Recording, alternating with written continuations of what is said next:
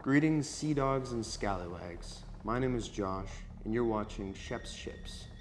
As a bit of a commemorative celebration for the beginning of this channel, I bring to you a Halloween special, where we'll cover a spectral ship that may still yet haunt these waters. The story of the first to be built on the Great Lakes and the first to go missing. This is the story of the Griffon. The Griffon is often recognized as the first European-style ship built on the Great Lakes in North America. Its construction marked a significant step in exploration and settlement of the region. The ship was possibly constructed near the Niagara River and possibly on Cayuga Island. The build was led by a team consisting of the French explorer René Robert Cavelier, Sieur de La Salle, and their lead shipbuilder Henry de Tonti, also known as the Master. The Griffon was about 40 to 45 tons, a relatively large ship for the time in this region, designed with a single deck, square-rigged sails, and a Griffon figurehead representing La Salle's family coat of arms. The Griffon set sail on its maiden voyage in August 1679, departing from the Niagara River and traveling through Lake Erie, Huron, and into Michigan. Carrying La Salle and his crew, the ship's primary mission was to transport supplies and fur trade goods, contributing to La Salle's ambitions of expanding French influence in North America. The ship also carried with it 7 guns for defense. The Griffon disappeared during its return from its maiden voyage from Green Bay in late September 1679. The circumstances of the disappearance remain one of the Great Lakes' enduring mysteries. Many theories surround the Griffon's fate, including a shipwreck due to storms, potential sabotage by the crew and mutiny, or attacks from local indigenous tribes, or perhaps something more supernatural. However, no definitive evidence has ever solved the mystery. Over the years, the legends growing around the Griffon's disappearance and fate have attracted many treasure hunters and explorers who have searched for the Griffon, adding to its mythical status as the holy grail of the Great Lakes shipwrecks. Although several possible wrecks have been discovered, none have conclusively identified as the Griffon, preserving its status as a historic mystery still unsolved. The Griffon holds an iconic place in Great Lakes history, symbolizing European endurance and exploration and early shipbuilding in North America when it remained a brave new world. Its story has inspired books, documentaries, and maritime research and lore, maintaining public interest in this late 17th century ship and its unsolved fate into modern era. As of current, I am a resident in the Georgian Bay area of Ontario, which is possibly a location to the final resting place of the Griffon. The strongest claim for its discovered wreck comes from Manitoulin Island. The lighthouse was built on the southwest of Manitoulin Island in 1873, near a shipwreck located a mile north of the Mississauga Lighthouse.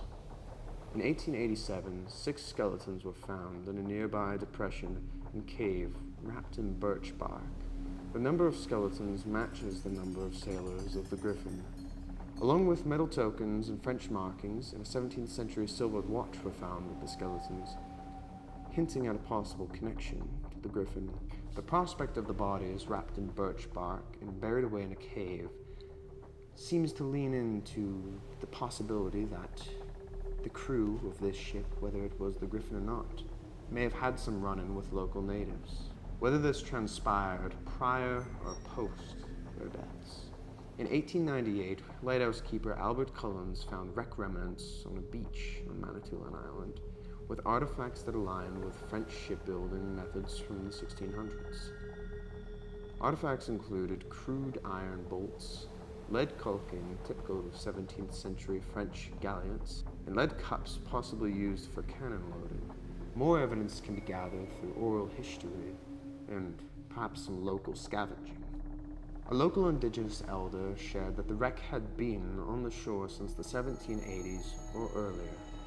Early settlers also repurposed parts of this wreck, using iron for harrow teeth and lead for bullets and fishing weights.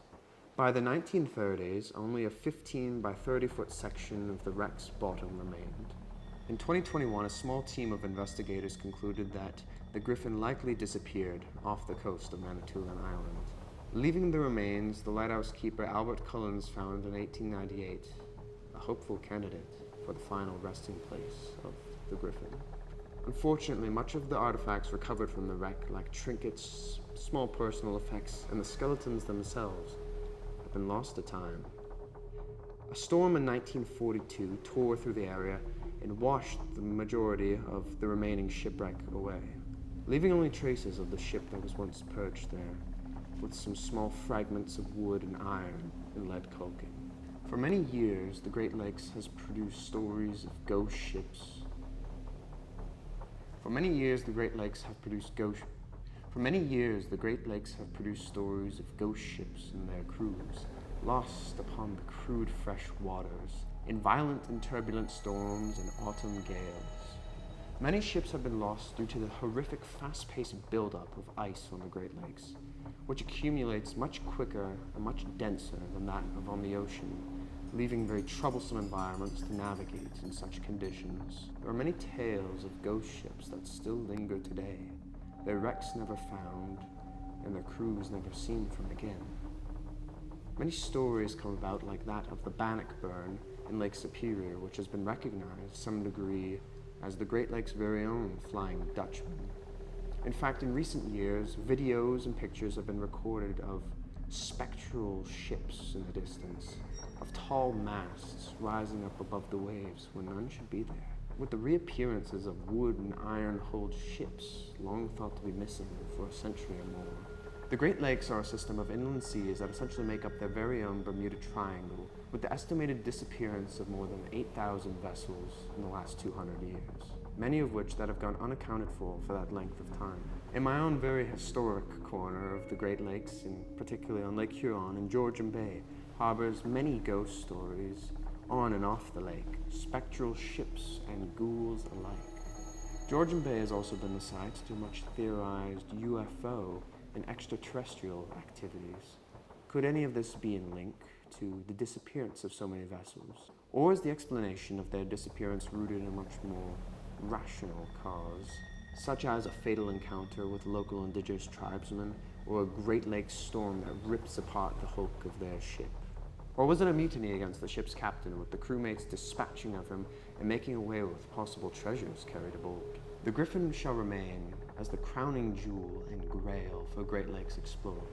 Will she ever be found? Who's to say? Or maybe in the early morning fog of Lake Huron, she can still be seen, sailing atop the white caps to this day. Alright everyone, thank you for joining me today as I launched my brand new channel, Shepp's Ships. Now, this is kind of a passion project for me, but I look to keep it going somewhat consistently, so we're going to be looking at probably weekly uploads, or at least an attempt. I hope you enjoyed the debut episode of Shepp's Ships, this little Halloween special as we tackled the very first ship to go missing on the Great Lakes. This is somewhat of a personable effect for me. As I mentioned, I just recently moved to the Georgian Bay area in Ontario.